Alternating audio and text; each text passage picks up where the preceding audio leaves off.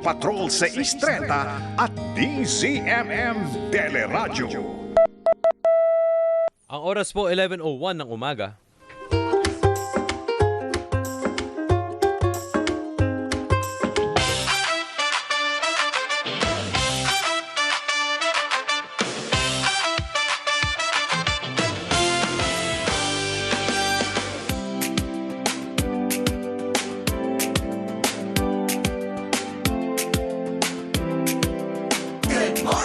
Good morning!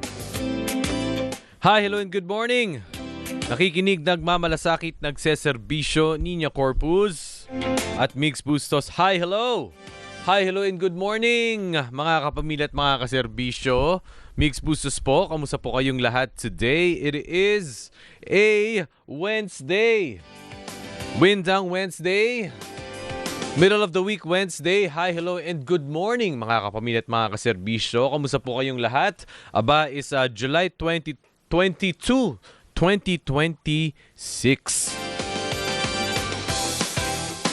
Yan, usapang connectivity po tayo ngayong araw dahil connectivity is life. Connectivity is essential. Maaari na nga rin po talagang isa po talaga sa mga necessities. Diba? Food, shelter, and at the same time, kailangan po natin ng access. Ayan, access po talaga sa lahat. Marami rin po tayo mga kakilalang mga micro and small businesses na kailangan maging present online para ma-expose ang kanilang mga negosyo. Marami rin po tayong mga kababayan, mga kabataan, especially kapag nagdi-distance learning. Kapag nag-asynchronous or synchronous learning, kailangan po natin ng mga gadget. Kailangan po natin din ng Wi-Fi at internet. Mabilis po Hindi po basta-basta lang. Dahil syempre ang interaction po natin sa teacher tsaka sa estudyante, kung maaari almost real time. Napaka-essential na nga po talaga ng internet and connectivity sa ating bansa. At ang ating question of the day, dapat ba magkaroon ng libre at mabilis na Wi-Fi sa bansa? Meron naman na po, meron sa ilan-ilan. Hindi naman po siya buong Pilipinas pa. Pero yung talagang kapag nakatatak sa ating mga Pilipino na, pagdating sa Pilipinas, libre at mabilis na Wi-Fi, matik yan. Dapat ba? I-share mo na po yan, 0919-278-3000. Mag-comment po kayo sa DZMM Radio Patrol sa Istrenta at sa DZMM Teleradyo. At mamaya po, meron po tayong makakausap sa ating pong Grow Negosyo segment. Hindi naman po parati ang segment na ito, pero kapag tayo po yung nagkwento ng ating mga kababayan, mga nasa micro, small enterprise, talaga nakaka-inspire dahil halos lahat po ng mga istoryang yan, galing po sa kanilang talento, sa kanilang creativity, sa kanilang pinaghirapang kapital. Marami nga rin po tayo mga nakapanayam na mga micro and the small enterprises na maaring yun na rin po ang kanilang huling pera. Yun na po ang kanilang huling kapital. Maaring yun na po ang kanilang huling alas sa kanilang kabuhayan. Kumbaga, make or break. Make or break po yan. At marami rin po mga naging successful ngayon ng mga thriving na mga negosyo dahil po sa sugal na iyon.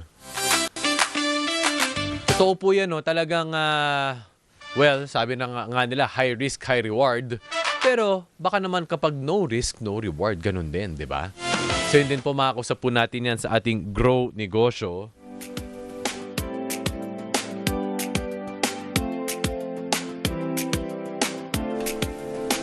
Ayan, so yun po, kung meron po kayong mga katanungan, syempre po sa ating question of the day, i-text mo na po yan sa 0919-278-3000, DZMM Radio Patrol sa Istrenta at DZMM Teleradyo. Ayan nga po, Siyempre po ang mabilis na Wi-Fi at connectivity plan. Kwento ko lang nung Monday, ano ba ngayon? Hindi itong Monday na to, July 13. Hindi ako nagkakamali I-launch po ng LRTA at ng ibang actually ahensya din po ng gobyerno kasama po ang DICT. Dyan po sino po ang mga nagko-commute? Sino po ang mga nagte-trend? Sino po ang gumagamit ng LRT2? Raise your hand sa YouTube natin. Raise your hand emoji, 'di ba? Sa mga kasama natin, nag-LRT2 ba kayo? MRT. MRT. Pero LRT2 at least, pangunahin po yan. Recto, Legarda, ano pa ba? V-Mapa, ano pa? J. Ruiz, ano pa? Betigo Belmonte, Puresa, Santolan. Aba, Santolan represent. Saan pa? Saan pa? I-share nyo na yan. Sa Marikina rin, no, sa Antipolo, LRT2, actually, kung wala po kayong beep card, Anonas, Katipunan. O, saan pa? Cubao. Ayan, syempre Cubao. Recto. Yun na nga, Recto, Legarda, V-Mapa, J. Ruiz, Puresa. Ano pa? Betigo Belmo. Ay, Betigo tapos Anonas, 'di ba? Tas Katipunan, ayan. Cubao. Ayan. So, in no particular order. Yan po, ano. Ang Purple Line, actually, magandang balita po yan, mga kaserbisyo. Dahil, alam nyo ba, na pwede na pong magbayad ng train fares using your credit card. Maganda pong balita yan.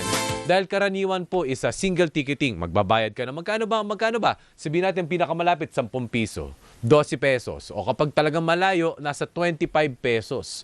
O baka naman, marami rin karamihan, meron ding beep card. Pero alam niyo ba, para sa ating mga turista, marami po tayong mga turista sa Pilipinas na talagang gustong i-explore ang Pilipinas, na maraming wala silang kotse, hindi sila magti-TNVS. Kung sila po magti-train, pwede na lang gamitin ang kanilang credit card. O ba, kapag kayo babanggitin ko na, mga credit card companies lang naman, usually Mastercard tsaka Visa, di ba?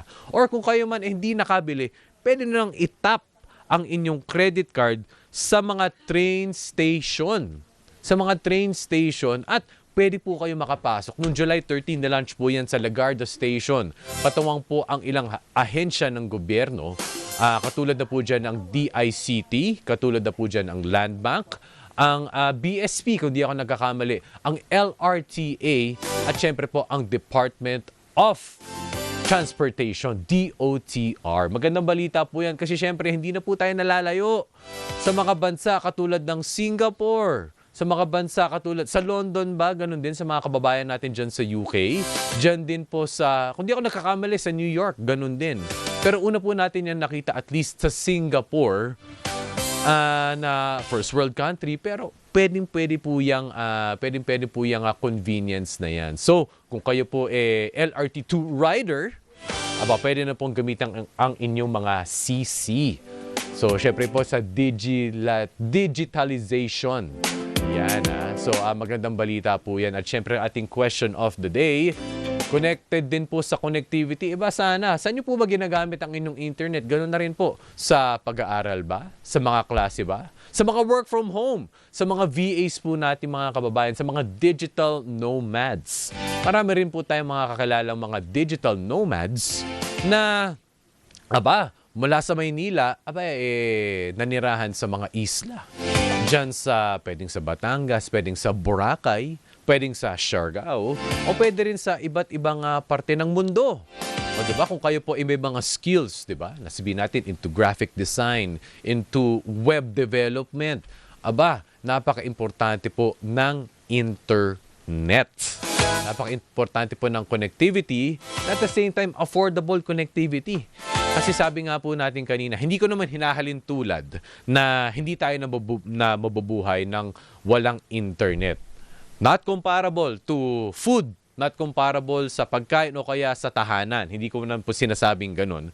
Pero sa pang-araw-araw na buhay, connectivity is really key para po tayo maka-function operationally, di ba?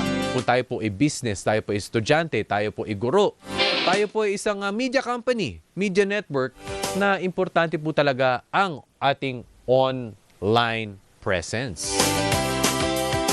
At pangarap nga din po ng mga Pilipino na magkaroon talaga ng mabilis at reliable na internet consistently at an affordable price. Kasi syempre, magbabayad tayo ng kuryente, magbabayad tayo ng tubig, magbabayad tayo ng ating pang-araw-araw na gastusin sa pagkain, sa pamamalengke, sa ating renta. 'Di ba? Iisipin din po natin yung ating mga plans kung tayo naka-postpaid na internet o baka naman mamaya prepaid internet, kasama po yan sa gastusin. So makatutulong talaga kung affordable, fast ang ating internet para syempre, 'di ba, tuloy-tuloy po ang ating buhay. Totoo po 'yan, ha. Sino po bang inabot dito? Ay dito sa prod natin, sigurado si Camille sisig talagang mag-yes dito. Inabot ang disket. Diba? Inabot ang dial-up internet. Sino umabot sa dial-up internet? Alam niyo yan, di ba? Mag-i-scratch ka pa ng prepaid card. Tapos, sana, ano ba yun? Minsan may mga 30 minutes, di ba? ISP Bonanza. Aba, naalala mo yan? ISP Bonanza. Yung mga Gen Z natin kasama dito, parang, ganun lang, Pero po sa mga, at least sa mga millennials, inabot natin yan. Inabot natin yan. Yung talagang every minute counts sa internet. Inabot natin yung disket, inabot natin yung lahat po ng iyan. So yun po, at least ngayon sa panahon na ito, importante po talaga ang high speed na internet natin. At mamaya-maya nga po, makakausap po natin ang mula po sa kawani ng Department of Information and Communications Technology. Ang oras po ngayong umaga, 11:12 a.m.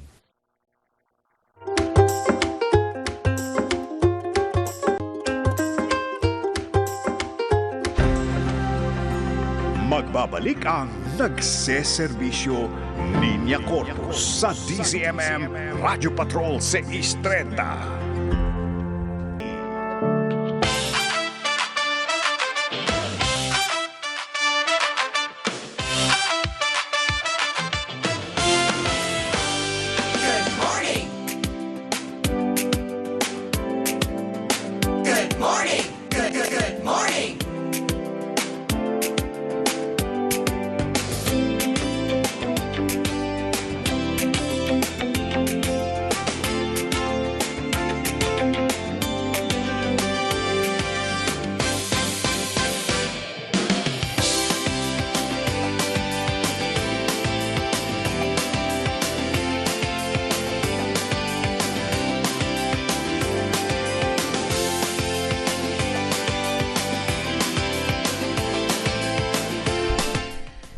Nakikinig, nagmamalasakit, nagseserbisyo Linya Corpus po. Magandang morning po sa inyong lahat at kami po ay naka-Filipiniana ngayong umaga ni Partner Migs dahil nga po required po itong outfit na ito para po dito sa recognition ceremony para po sa partners ng National Commission on Disability Affairs dyan po sa NCDA. So maraming salamat po sa recognition na ito. O paano ba, Congressman Migs? Your Honor. Ako? Madam Chair. Objection. Madam Chair. Yun na lang po. Opo. Naka-break sa Monday pa. Wala na mamaya. Ay, hindi pala. Meron pala mamaya. Teka, nagmamadali. Nagmamadali ako Thursday na ngayon. Nako, hindi pala. It feels like 100 years. Dahil nga po sa mga pangyayari sa Senado. Ano nga ito marathon ang ating Hindi ito mabilisan, kumbaga pang mataga. Endurance is the name of the game, diba? Patience. Paano ba natin masusustain ang ating interest? Diba? Dahil, also, advance na rin to partner dahil SONA. SONA po sa Tuesday. Tuesday? Tuesday ba, diba? Or Monday, sorry. Pakisulat. Medyo, Monday. Monday na ang SONA. At kaya kami ni Partner Migs ay naka-Inabel. Yan. Ito po ay binabati ko ang suot mo, partner. Yes, oo. Dahil gawa ko yan. Yes, oo. Ang ganda, di ba? From Nina Inabel. Yan, opo. Inabel means handwoven in Ilocano na imbaga bigat sa lahat ng mga kailyan ko dyan sa Ilocos Norte. Alright, ikaw rin, di ba? Mga lawag, yung mga bustos na nag-migrate sa lawag. From lawag. Ayan. Yes. Opo. Ako Batak. Yes, opo. At ngayong umaga, eto na ang aming kaserbisyo of the day. May bisita. Upo po kayo. Sek, Ang ating finally, person, KOTD Kaserbisyo of the Day. Ayan, narinig. Sabi ko, sa Zoom ko lang kasi na-i-interview si Secretary Henry, I think, no? Sa Zoom. So finally, nandito na po siya in person, ang Secretary po ng Department of Information and Communications Technology or DICT. Magandang umaga po sa inyo, Secretary Henry Aguda. Naimbag nga bigat da kayo amin. Kong Migs, send niya. Ganun na ba ang ano natin ngayon? Opo. Kayo rin po, Senator Henry. Gulat ka. Oo. Di ba na imagabigat, Sec? Ilocano rin kayo, di ba? Tama ba? Ako, Or, ba't solid. Solid na? La Union Ayun and pala. Ilocos Norte. Oh. I know, kasi yung Aguda, very familiar sa akin. Kasi magkakakilala lang tayo dyan sa Ilocos region. Kaya ako sinabi, Sec Henry, kaya ako nag-Ilocano kasi naisip ko baka Ilocano ka. Ilocano. Tama pala. True Blue. Oo, kaya sabi ko mag-Inabel ka sa susunod. Diyamin, Manong Sec Henry. Manang Ninya, yes. Oh, I will. Oh. At si Ading Migs. Yes, Ading Migs, Ayan, okay. Okay. Well, Sec, marami kasi kaming gustong itanong sa inyo, maraming plano at ginagawa ngayon ang DICT. Bukod sa mga lagi naming pag-uusap tungkol sa scam, hindi ho ba? At kung ano-ano pa, mag-good news muna tayo, no? Yung connectivity plan po ninyo dyan sa DICT. Ano po ba itong tinatawag ninyong connectivity plan? Yun, tamang-tama kasi nabanggit mo rin SONA sa Monday, no? Last year, si Pangulo mismo, inutusan kami. Sabi niya, i-connect na namin ang Luzon, Visayas, Mindanao. National fiber backbone yan. Baga sa kalsada, yan yung tollways na libre nga lang. So, last month, na-connect na natin ang Mindanao. So, meron na tayong National Fiber Backbone, Luzon, Visayas, Mindanao. Diyan kakabit ngayon yung mga LGUs para magkaroon ng mga Wi-Fi at saka mga automated services ng mga LGUs. Ang pangako nga natin is pagtapos ng termino ng Pangulo, lahat ng LGUs connected na sa National Fiber Backbone. Tapos, doon naman sa last year na SONA, sinabi niya, inutusan kami, kung makikita niyo yung SONA statement niya, na lahat ng DepEd schools dapat connected na. So, syempre, hindi na kami natulog ni Sexani. At saka, syempre, nakipagtulungan kami sa mga LGU through Sec John Vic. Ngayon, nasa mga hinahabol namin, mga nasa 98.5% na of all 47,000 DepEd schools makokonect na. And kanina nga nabanggit ko, meron din tayong mga free Wi-Fi program. Mga 11,000 na mga free Wi-Fi locations ang meron. Pag pumunta kayo sa MRT station, merong free Wi-Fi doon. Pag pumunta ka sa busway, may Wi-Fi doon. Tapos bago matapos yung taon, makikita nyo palengke, tourist attraction, barangay hall, magkakaroon na rin. So yung connectivity aligned with the vision of the President na no Filipino left offline, medyo umaarangkada na po tayo. Opo. So ngayon po, Sec, saan po mga key locations na po yung talaga na-enjoy po itong mga free Wi-Fi? Ay, marami yan. So, simulan natin doon sa pinakamalapit sa atin, dito sa MRT station. So, lahat ng MRT station, meron yan. Busway, meron din yan sa busway. Ferry station, doon sa along Pasig River, meron din yan. Ngayon, punta tayo sa palengke. Palengke sa Pasig, meron din yan. Kamakailan, galing kami sa Tugigaraw. Yung palengke sa Tugigaraw, meron na rin. Yung mga barangay hall, sunod-sunod na. And this weekend, baka simulan na rin namin yung mga health center. Ang idea kasi dyan, pag pumunta ka halimbawa sa eskwelahan, susunduhin mo yung anak mo o kaya pamangkin mo, habang naghihintay ka doon, pwede ka nang magkaroon ng connectivity. Saan mo gagamitin yung connectivity? Kasi nag-launch na tayo ng eGov app. Ang daming services doon. So let's say magre-renew ka ng driver's license o kaya magre-renew ka ng NBI clearance.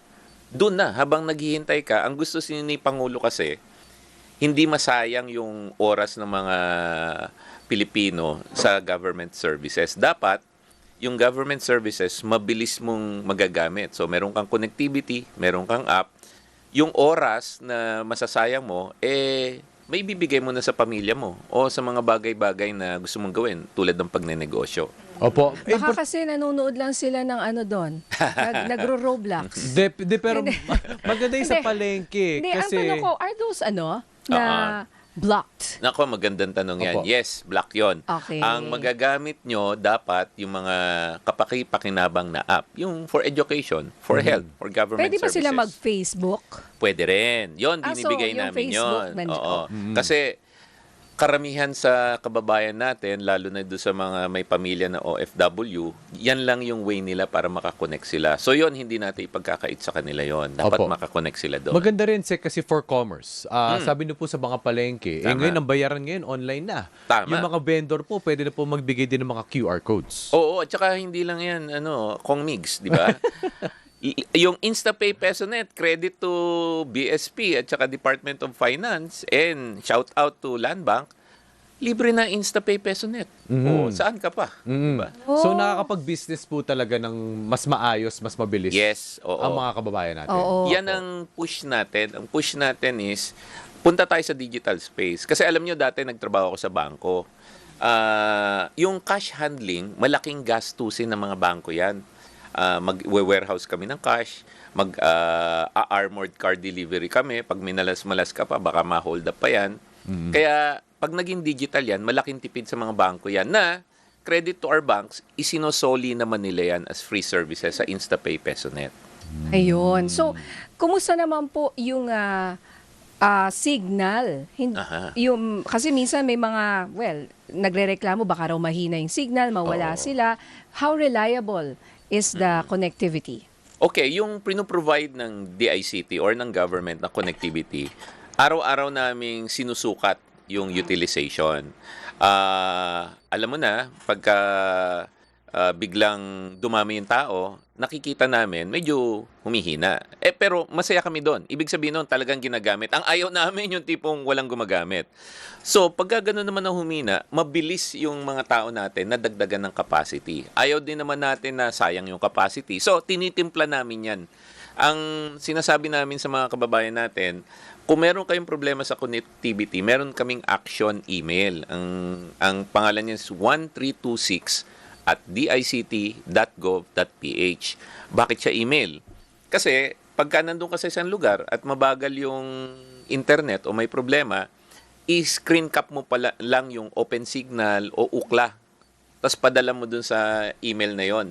And may AI kami. Immediately, ifo-forward niya kung ang may problema is isang telco, padadala sa isang telco. Kung ang may problema is yung sa government, padadala niya doon sa government agency. Opo. Security po ng connectivities po natin.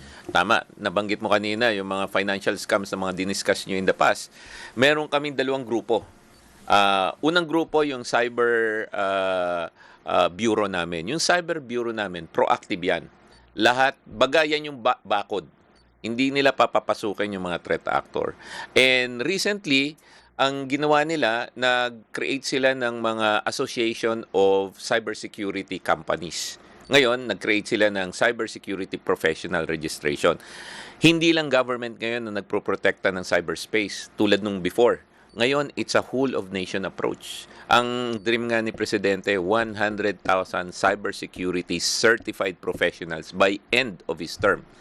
On the way na yan. Kaya makikita nyo, hindi lang government ngayon, matindi yung collaboration with the private sector. Tapos, yung isang side ng cybersecurity, hindi mo masasabi, may makakalusot talaga sa bakod eh. Opo. O, yung nakalusot sa bakod, meron naman kami yung Cybercrime Investigation Coordinating Council. Ayan. Pag naging crime na yan, NBI, PNP, DOJ, meron kaming threat monitoring center na sama-sama sila, hinahabol yan. So, we treat it from the proactive and the reactive. So, gumaganda na yung landscape dyan. Opo. Oo, sana po mabawasan yung dami ng mga Pilipino na nasa scam or Tama. sana meron talagang managot at makita nilang nananagot kasi kawawa po yung mga kababayan natin. Ay. Kadalasan yung Yes. mga Oo.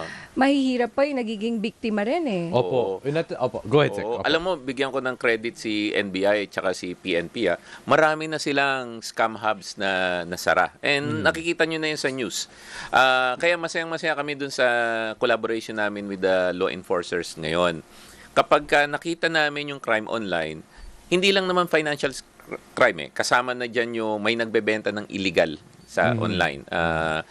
Ammonium nitrate, ginagawa sa pampasabog, mga ganyan. Drugs, nakikita namin, illegal vape.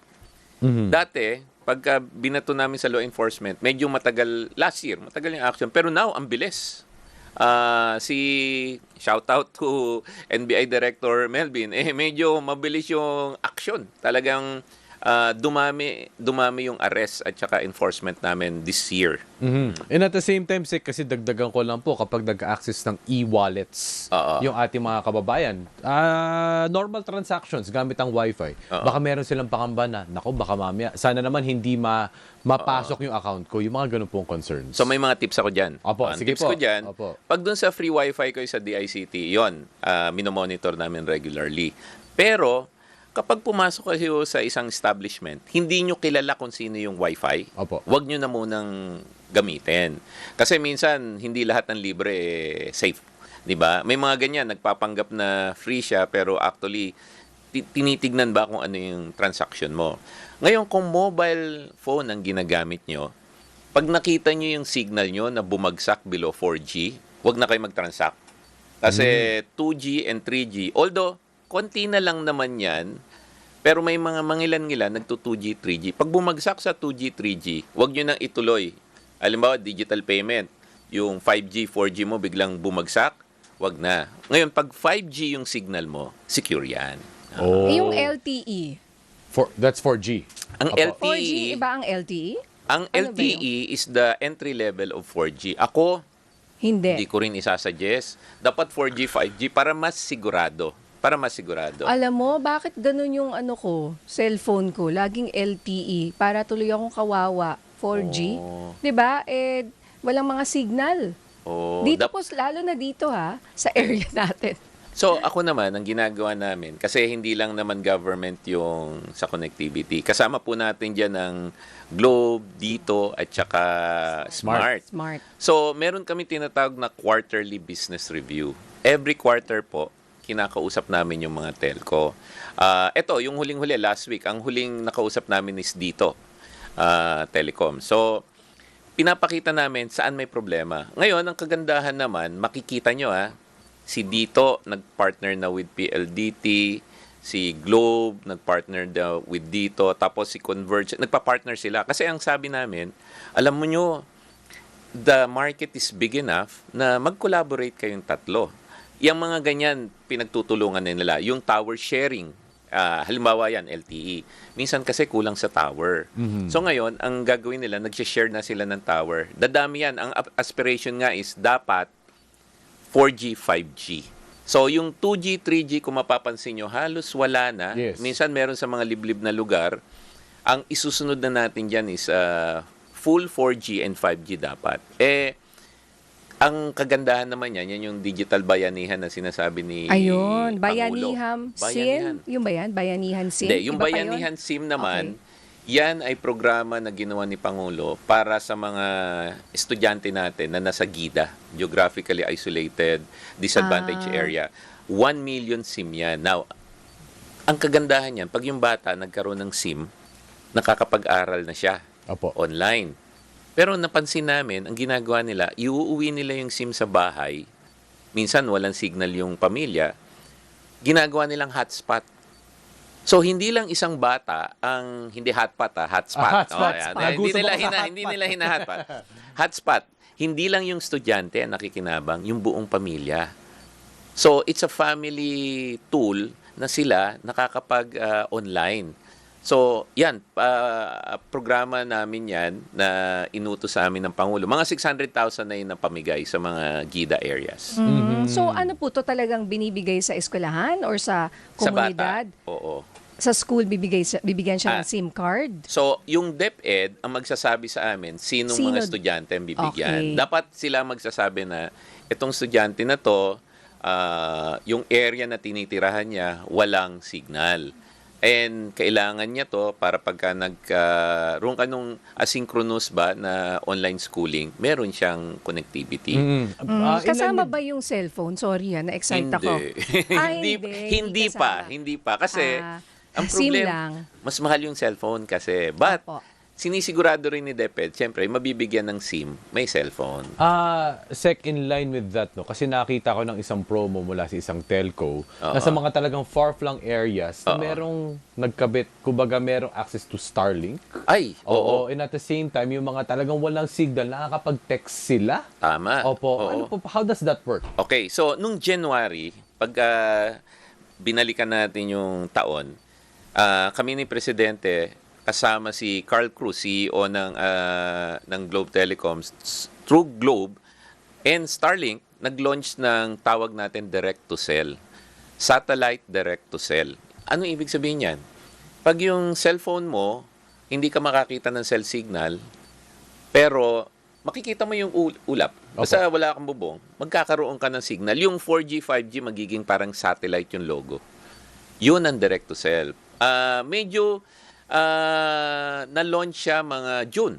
Kasi 6 months eh. And credit to Globe, sinagot nila yung panawagan ng Pangulo na dapat buong Pilipinas. Hindi lang sa bundok yan, pati sa dagat. Basta within the Philippines, pag meron kang cellphone, makakakonect ka na sa satellite. And I think kapag ka postpaid ka, kasama yan sa plan mo, pag prepaid ka, 99 pesos per month ang subscription. Opo. It sounds so high-tech. Pwede natin gamitin ba yan? Oo, actually, kasi Kahit ordinaryo. marami tayong mga kababayan na mga talagang literal sa mga 5th class municipalities na aakit pa sila ng bundok para makakuha sila ng at least data. Tama. So malaking bagay ito na na-discover ko siya recently. Ito hindi to paid, hindi to anything.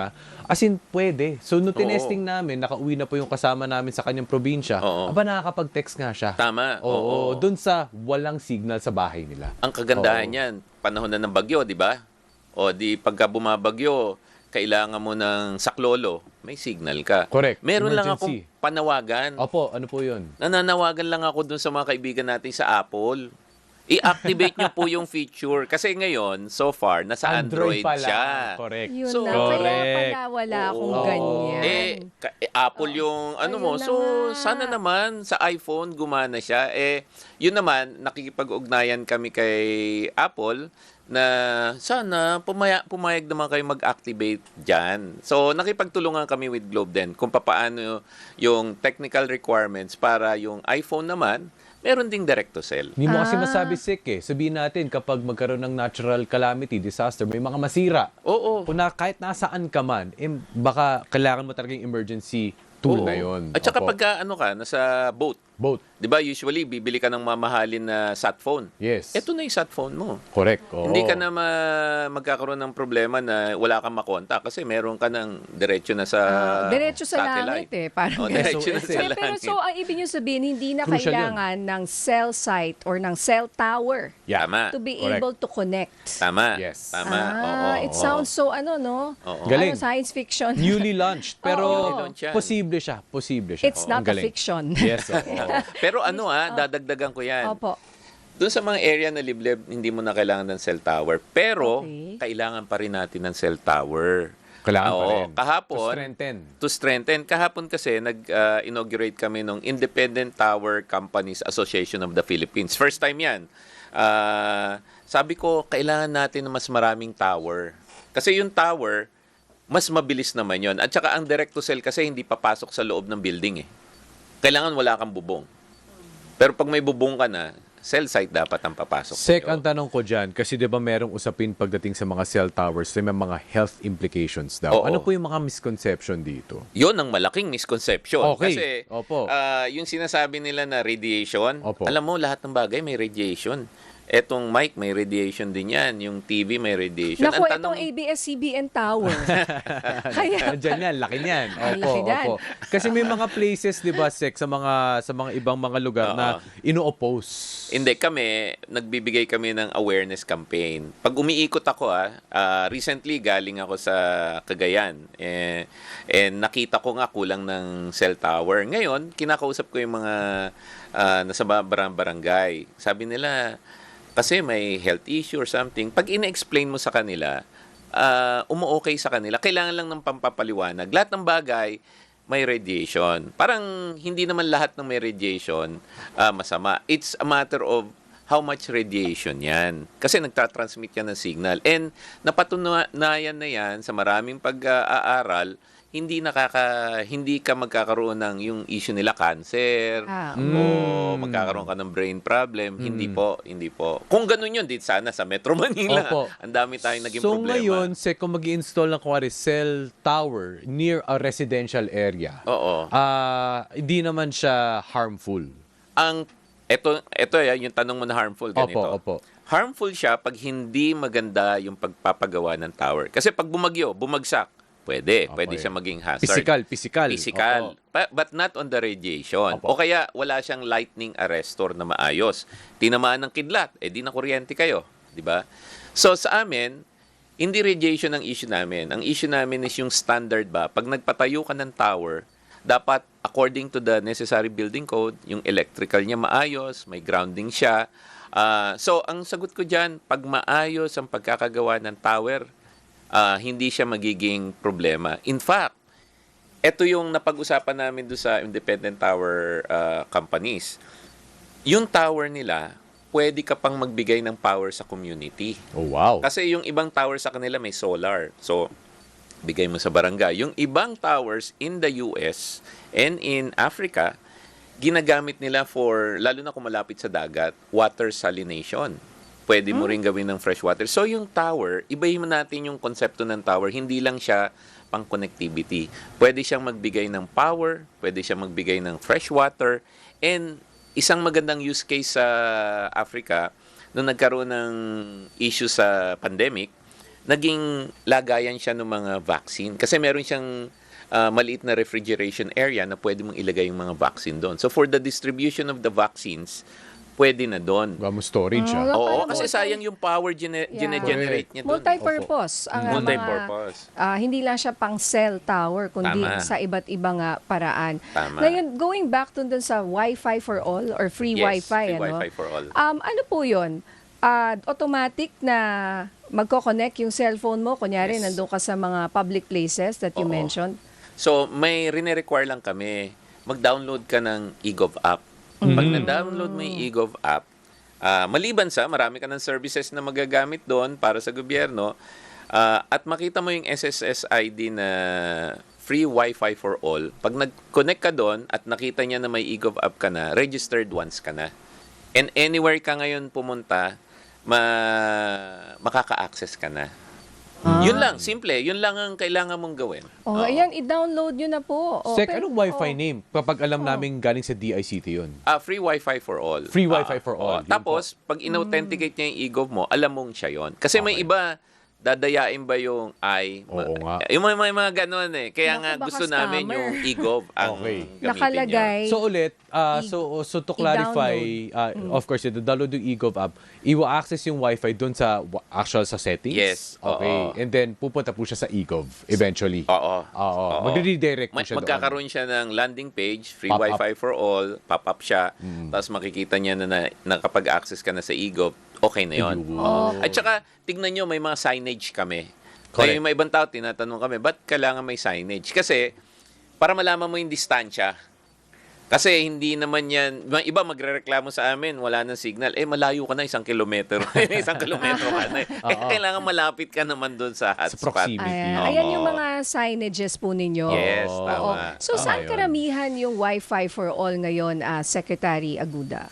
Pinakamarami niya, inuna namin sa schools. Sa mga schools? Sa mga schools. Tapos ngayon, busway, tsaka MRT. Kasi sa busway, halimbawa, hinihintay mo yung susunod na bus, pwede ka. Or concerned ka sa mga anak mo kasi na-late na siguro yung dating mo sa bahay, pwede kang mag-message doon. And mabilis na kaming maglalagay sa mga tourist areas. Shout out kay Secretary Ditas na nagkaroon kami ng agreement, binigay niya na sa amin lahat ng mga, yun yung pinakamasaya nga na trabaho ko ngayon. Pupuntahan ko lahat ng mga tourist spots ngayon dahil Sama sisiguraduhin kami ko dyan, may connectivity. Minap out na namin all 16 regions. Galing. So, meron syempre dapat sa Ilocos dyan, ha? Para dumami turista natin. Meron, dapat. Along the Doon beaches. sa Bangi Windmills, hindi ba? Pwede, kayang-kaya yan. Di ba? Kaya yan. So, sa Oo. mga Boracay, ganyan, Kaya yan. Siargao. Yung Boracay, marami ng private wifi. Ang so- pinupuntahan namin, yung mga Blue Water sa Cagayan na wala Okay. wala nga cell site doon eh. So isipin mo, may turista tayo pumunta doon, disconnected siya. Paano naman siya magse-selfie?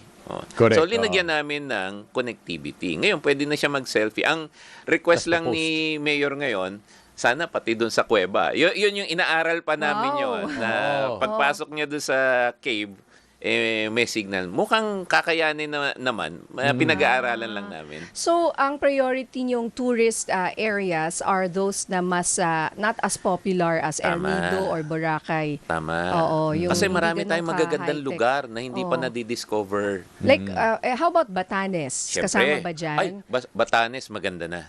Oh. Punta kayo ng Batanes. Ang mahal Maganda lang, sa ang Batanes. Di ba? At saka yung flights, laging minsan nakaka-cancel. Kaya nga, ano ka na lang, internet, di ba? Pag nandun ka na, huwag ka nang umalis. Tumira na lang mag-wifi tayo ka na doon. lang. Oo, ang ganda-ganda doon. Oo. La Union, di ba? Diyan sa La area Union, po na yan. tama. Okay. How nice. Okay. Oo. Uy, sayang. Tapos na pala tong oras natin with Secretary Henry. Balik po kayo. Magka-segment na lang kayo dito. Alam niyo kung bakit? Dapat meron kayong scam watch. Yes. Or kumbaga, meron rin kayong kumbaga regular na ina-update yung ating mga kababayan tungkol nga po dito sa mga connectivity plans po ninyo. Ay, kung mamarapati nyo, kahit nababalik-balik ako dito, basta invite nyo lang ako. Nasa Kamuning lang ako. Ayun, lapit Ayun. lang. Malapit lang tayo. Oo. Lapit lang. Siguro Lapit lang. bilang Opo, opo, panghuli para sa ating mga PWD, itong question from Henry Yes. Estacio. We are celebrating National Disability Rights Week. Is DICT already able to enforce or implement yung Web Content Accessibility Guidelines version 2.2 to make websites and other applicable ICTs accessible to persons or PWDs, especially raw yung may visual disability? So, kay Tukayo, ang sagot dyan, yes. In fact, 3 weeks ago ata, I was in the Digital Marketing Association's convention. And yan yung focus nila. Digital for our differently abled kababayans. Marami po akong nakausap doon na visually impaired. In fact, yung isa doon, inventor eh. Nakalimutan ko lang yung pangalan. May na-invento siya na ano. And yes, tutulak po natin yan. Ang mandato po sa amin ng Presidente, kung saan may pinakamalaking impact ang technology, i-prioritize nyo. Kaya education, health, differently abled, yan. Sa susunod na programa siguro, pwede naming explain in detail ano yung mga ginawa na namin for that. Ayun, pwede. Ayan, For next topic. oo, Opo, oo. opo. Thank you, Alright, thank you. naku, maraming salamat, Secretary Henry Aguda ng Department of Information and Communications Technology or DICT. Agyamanak, Diyos de Aguina, Sec. Just Thank you. Agnina, thank you very much. Thank you, Sec. Okay, magbabalik po kami dito lang po sa Nagseserbisyo Niña Corpus kasama si Migs Bustos. Magbabalik ang Nagseserbisyo Niña Corpus kasama si Migs Bustos.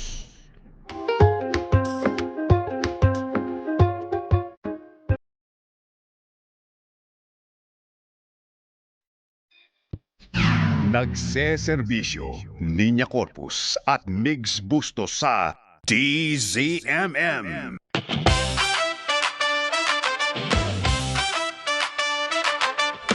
Nagbabalik po ang nagseserbisyo, Niña Corpus at Migs Bustos. Hi, hello and good morning. Muli mga kapamilya at mga kaserbisyo. Para sa masiglakas na araw, katawan po ng DZMM ang Gardenia sa paghatid ng serbisyo publiko. Salamat po sa pagbabahagi ng masarap at masusustansyang tinapay para sa ating mga kapamilya. Marami po salamat, Secretary Henry Aguda at syempre po mula po sa DICT. Sec, thank you! Ayan, so sana magka-segment na ang DICT dito Oo sa nga eh. ating programa Abangan. Actually, legit yan, napapanahon. Oo. Kasi talagang tayo, ang mga Pilipino is digital netizens sa tayong lahat eh.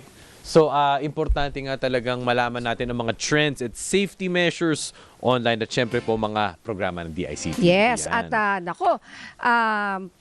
tuloy-tuloy pa rin po ang pamamahagi namin ng wheelchair at Shari Timba Mamamahagi po ng wheelchair at charity ba ang aming programa dito po sa nagseserbisyo Niña Corpus at Migs Bustos. Katuwang po namin ang PCSO sa proyektong ito at para makasali, mag-email lamang po sa nagseserbisyo.dzmm630@gmail.com at sagutin lang ang tanong, sa paanong paraan makakatulong sa inyo ang wheelchair? Ilagay po ang inyong buong pangalan, EDAD or EDAD, address, contact number, at mga kinakailangang larawan o patunay. Abangan po ang mga mapipiling beneficiaries at ang turnover ng tulong tuwing Biyernes. O eto, wag na natin patagalin pa dahil kainan na. Why not? Because eat matters. O, diba? Hindi eat matters. matters. Alright, kasama natin ang isang private chef. Wow, gusto ko ng ganito. Buti nandito siya, private chef and owner po ng Eat Matters. Walang iba kundi si Chef Isi Laureno. Magandang morning po sa inyo, ma'am. Good morning. Good morning. Ayan, Okay. good morning, AC. Ayan. So, Maraming salamat. AC, okay, ano yung Eat Matters? Okay, Eat Matters, ito po ay aking homemade brand. Marami po akong ginagawa sa kusina. So, isang company po siya na ginawa ko po. Ako lang po ang nagtatrabaho. May branch din po siya ng mga ibang kumpanya. So, meron po akong Chili Asylum. Ito po ay mga chili products. Tapos, meron po akong Hainan ketchups. Ito po yun. And then, yung Eat Matters is all about food tourism. So, nagko-conduct po ako ng authentic Filipino cooking classes and Malabon food tours. Kasi Wow. taga Malabon po ako. Uy, wait, di ba Malabon? Teka, kasi ako, mga kamag-anak ko, Valenzuela, malapit na rin, pwede Yes. na rin, di ba? Basta Kapitbahay. dating Bulacan.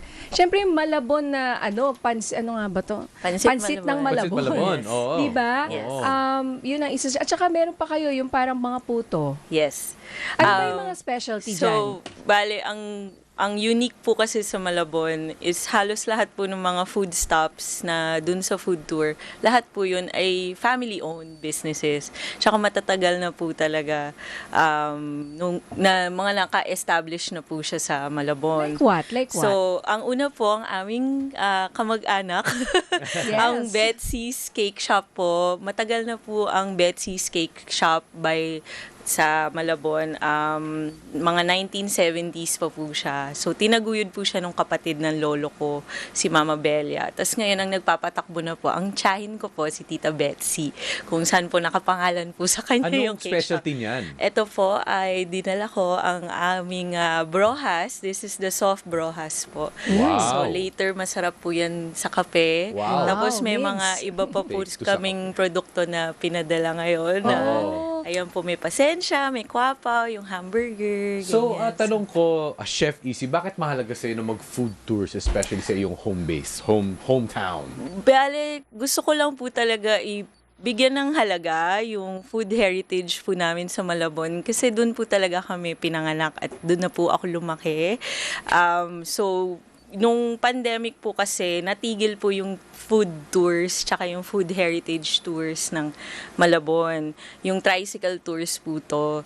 Tricycle Meron na po tours. talagang Malabon Food and Heritage Tour, yung LGU po ng Malabon. Okay. And then ngayon, nung after pandemic, parang tumigil po siya. Tinuloy ko na lang po. Oh, wow. Alam mo, nakakatuwa. I Galing. love that. Kasi alam mo ba, sa ibang bansa, big deal yan ha. Talagang nagfo-food tour. Ako nagfo-food tour ako. Parang dito hindi uso kasi masyado Hindi eh. pa po. Kilala na sa Hindi natin- Binondo walking tour. Oh, ganun. Buti nga nagkaroon Yes, nun eh. Nung oo. nagkaroon nun, di ba lahat tayo na-excite. Actually, ginawa ko yun, partner. Pumunta talaga kami doon para kumain. Pero Sa Makati eto, din meron. Meron din Oo. sa Makati. Meron din. Talaga. Oo, oo. So I would like to see sana bawat town, no? Kunyari, Marikina, for example, ang dami ring masasarap diyan na Solid binibili. dyan. Oo. So sa Malabon po, paano kami makakasali dito sa food tour na to? Bale, pwede nyo po kaming i-message sa Eat Matters. May platform po kami kung saan po nyo pwedeng mabook yung food tours po namin tsaka yung Filipino cooking classes din po. Tricycle pa rin. Opo, Tricycle. Uy, Yung Yung electronic experience tricycle yan, na po ang gamit namin. So actually. magkakalapit lang, hindi malalayo yung kakainan mo. And anong oras yung ideal? Normally po morning 9 a.m. hanggang tanghalian na po yun. So ang advice po talaga namin, wag po silang kumain ng breakfast kasi ang dami po talagang kakainin hanggang lunchtime po So yun. kid-friendly rin ba ito? Oh yes, very much. Yes. Okay. Yeah. So ano yung mga makakain nila or matitikman? So, ang normally umpisa is, meron po actually yung lechonan sa Malabon. So, yung, Yes. yes, Oo. very Ay, oo famous. nga. Yeah, the Malabon Very- lechon. Yes, yung Okay. very famous po. So, yun po normally yung unang stop kasi parati pong nauubos na yun bago mag-lunch time. Breakfast na lechon, Yes. ano? Why not? Tapos yung pansit Malabon, syempre, yung Dolores Kakanin. Yes, Oh, legit. Dolores. Yeah. Oo. Tapos sila Aling Meli, yung karinderya ni Aling Meli. Tapos yung Valencia ni Aling Tessie. Ito po yung triangle na turon sa Malabon. So, malapit. Ginugutom na ako. Ano Malapit pa? lang po yun Oo. sa kung saan po ako lumaki. Nilalakad ko lang po yun dati So sa tuwing kailan amin. ng tours? Weekdays, Anytime. weekends? Uy, Anytime. magbubook ako dyan. Ako sure na to, magbubook ako dyan. Oo. Sasama ko yung mga anak ko. Excited ako. Gusto ko yung mag-tricycle rin kaming lahat. Yes. Di ba, Oo. Migs? Yeah, oo. It Diba? is an experience. It is. Oo, Yun it po And the is. talaga. eating. Actually, I did this kind of tour na kasama yung mga anak ko, partner, sa sa may bandang, yung may, ang tinda nila yung may kiss-kiss, kinis-kiss na parang empanada. Sa Bulacan. din. Yes. Oo, sa Bulacan. Oo. Yung kung nasan yung simbahan. Sa Baraswain. Baraswain. Baraswain. Yes. Di, Nag-food tour ako dyan. Oo, shoutout ko lang si Sir Maui Wawi. Uy, Oh. gusto ko yung Malabon food tour. Pwede ka Yes. mag-book sa Eat Matters. Yes, Yan. Instagram ba o Facebook? Instagram at Facebook. Instagram po. and Facebook, Sir Maui Wawi. So, alam mo, Maui-Wawi. Ang excited. Kasi feeling foodie po ako eh. Kaya gusto ko actually ng mga local cuisines. Legit. Anything local. Yes. Na ginagawa for, yun sa yung family owned, ginagawa na ng ilang taon, May 40 storya years, kasi. 50 years, Oo. ganyan, di ba? And of course, yung cooking class mo, parang gusto ko rin yan. Anong tinuturo mo nga? Bale, yung cooking classes, ang platform po namin ay yung Traveling Spoon.